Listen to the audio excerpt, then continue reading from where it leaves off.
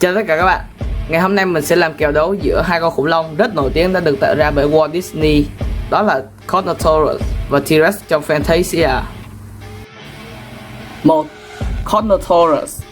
Carnotaurus là một loài khủng long ăn thịt sống vào cuối kỷ phấn trắng cách đây 72 đến 69,9 triệu năm ở Nam Mỹ. Chúng xuất hiện như những nhân vật phản diện chính trong bộ phim CGI năm 2000 của Disney, Dinosaurs. Tính cách: mặc dù chúng đóng vai trò là nhân vật phản diện chính của bộ phim, nhưng Carnotaurus chỉ đơn giản là loài khủng long ăn thịt, những kẻ đòi hỏi thịt để tồn tại và không có ý định xấu thực sự. Giống như hầu hết các loài sa mồi tự nhiên, chúng xem những con khủng long khác như là thức ăn. Mặc dù chúng không có lời thoại cho phim, chúng không phải là không có một mức độ thông minh nhất định, vì chúng đủ thông minh để lần theo dấu chân của đàn khủng long đang tìm thức ăn và nước uống. Hai con Carnotaurus trong phim có thể là một cặp giao phối, hoặc có thể là anh em ruột, vì chúng có quan hệ rất bền chặt, và kẻ sống sót thể hiện một mối hận thù mạnh mẽ với Allosaurus. Cố gắng kéo nó qua một vách đá, có thể là để trả thù cho cái chết của bạn nó. Carnotaurus là loài cực kỳ hung ác, nguy hiểm, khát máu và là nỗi khiếp sợ của hầu hết các loài khủng long khác. Ima mô tả chúng là một kẻ lắm mồm với thái độ xấu.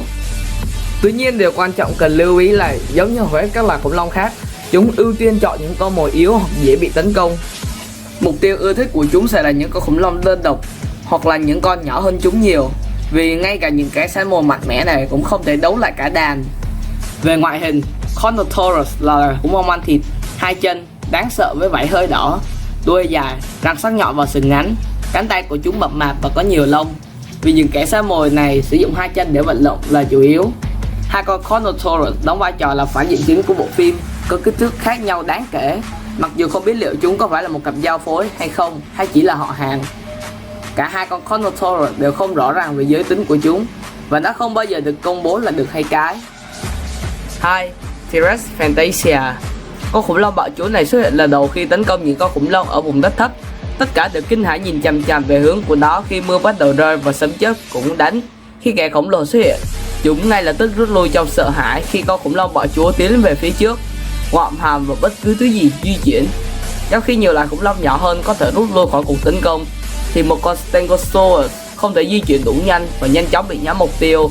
Khủng long bạo chúa ngoạm bộ hàm dũng mãnh của mình vào đuôi của Stegosaurus ngay gần chùy gai, khiến cuộc rút lui của con khủng long đang ì ạch phải dừng lại. Stegosaurus đối mặt với kẻ tấn công, T-Rex gầm rú dữ dội và nhanh chóng lao vào cánh cổ bằng bộ hàm to lớn hình vuông của mình. Để phòng thủ, Stegosaurus tấn công bằng chiếc đuôi nhọn hoắt của mình, cố gắng chống lại kẻ săn mồi đói bụng. Sau một vài đòn tấn công ngắn ngủi và những lần đáp trả của hai gã khổng lồ, chúng bắt đầu từ từ lùi lại.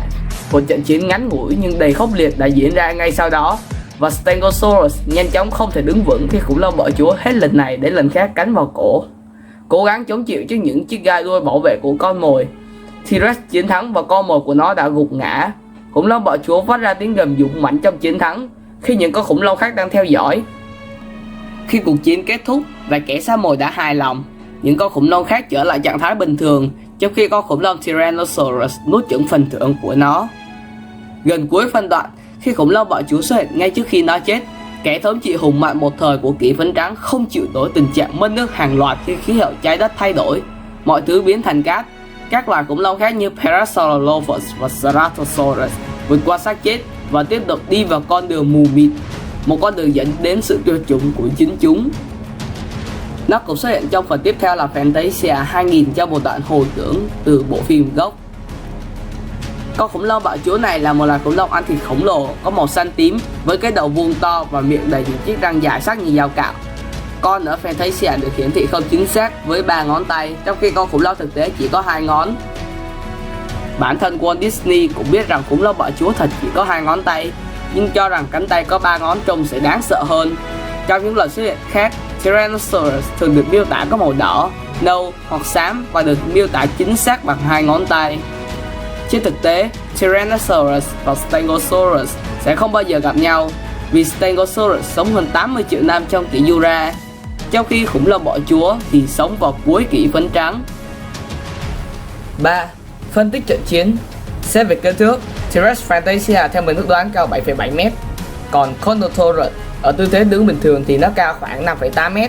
Còn khi đứng thẳng thì theo Walt Disney Animation Studio thì nó cao 7 m. Nó có chiều dài là 17 đến 18 m. Vậy về phần kích thước thì T-Rex Fantasia cao lớn hơn. Về trí tuệ, Carnotaurus tuy đủ thông minh để đi theo dấu chân của đám khủng long ăn cỏ, nhưng ta thấy nó có trí thông minh ở mức cơ bản mà thôi. Còn T-Rex Fantasia cũng chỉ là một kẻ săn mồi bình thường giống như Carnotaurus vậy. Vậy nên mặt này không con nào hơn con nào. Về tốc độ, Carnotaurus rất nhanh nhẹn, có thể nhanh chóng đuổi kịp một con pack Tyrannosaurus hay là tấn công phủ đầu Kron trong thời gian rất nhanh. Còn T-Rex Fantasia có thể đuổi theo một con Stegosaurus, bắt kịp và khiến cho con Stegosaurus này dừng lại, nhưng nhìn chung thì vẫn chậm hơn. Rõ ràng về tốc độ, Carnotaurus vượt trội so với T-Rex Fantasia. Về sức mạnh, T-Rex Fantasia có thể giữ được một con Stegosaurus lớn hơn cả bản thân, có thể nhấc một phần cơ thể Stego và vận mạnh nó xuống. Carnotaurus 2000 thì đủ mạnh để quăng Kron, một con Iguanodon rất lớn, một cách rất dễ dàng dù chỉ dùng một tí lực, hay là hất văng Allosaurus bằng đuôi của mình mà không cần dùng lực đuôi quá mạnh, hay thậm chí là thoát khỏi gần trăm tấn đá đè lên mình mà chỉ bị thương ở chân dù không quá đáng kể. Như vậy thì về sức mạnh rõ ràng Carnotaurus vượt trội. Sức tấn công từ hàm, T-Rex Fantasia có thể cắn hạ gục Stegosaurus dù phải mất 5 lần cắn. Lực hàm của Carnotaurus có thể giữ được Kron khi nhấc lên dù Kron là một con Iguanodon rất lớn và Carno chỉ ngoạm nhẹ. Nó cũng dễ dàng cắn chết một con pack Tyrannosaurus. Theo mình thì lực hàm của Carnotaurus 2000 chả thua gì một con Tyrannosaurus, thậm chí còn hơn. Mặc dù vậy, những chiếc răng của T-Rex Fantasia nhìn chung vẫn dài hơn nhiều so với của Carnotaurus. Sát thương từ hàm của nó cũng rất mạnh, lực cắn rất cao, vì thế theo mình thì T-Rex Fantasia sẽ có sát thương từ hàm mạnh hơn. Về độ bền, T-Rex Fantasia bị Stegosaurus quất đuôi vào đầu và cổ, nhưng vẫn chiến đấu tiếp rất tốt và đánh bại đối thủ. Tuy nhiên ta thấy nó đã gục ngã và chết trước thời tiết khắc nghiệt dưới cái nóng và khô hạn. Còn Carnotaurus thì tăng được gần trăm tấn đá đè toàn bộ cơ thể mà vẫn có thể thoát ra được. Rõ ràng độ bền của Carnotaurus ăn đứt T-Rex Fantasia. Thế lực của nó cũng cao hơn rất nhiều khi đã có thể bám theo dấu chân của những con khủng long ăn cỏ một quãng đường rất dài trên sa mạc khô hạn, khi những con khủng long này đang tìm thức ăn và nước uống. Khả năng chịu thời tiết khắc nghiệt của nó cao hơn nhiều so với T-Rex Fantasia, và cả khả năng tăng sát thương của nó cũng vượt trội. Vì thế về độ bền và sức chịu đựng, Carnotaurus 2000 vượt trội T-Rex Fantasia. Tổng kết, như ta thấy T-Rex Fantasia lớn hơn và sát thương từ hàm mạnh hơn, nhưng Carnotaurus 2000 lại nhanh nhẹn hơn và khỏe hơn rất nhiều. Độ bền và thể lực vượt trội, Carnotaurus thắng nhiều tiêu chí hơn và tiêu chí của nó cũng ảnh hưởng nhiều hơn, nên theo mình tỷ lệ thắng của Carnotaurus 2000 là 85%, còn của T-Rex Fantasia chỉ là 15% mà thôi. Ok, video của mình đến đây là hết. Xin chào và hẹn gặp lại tất cả mọi người ở những video tiếp theo.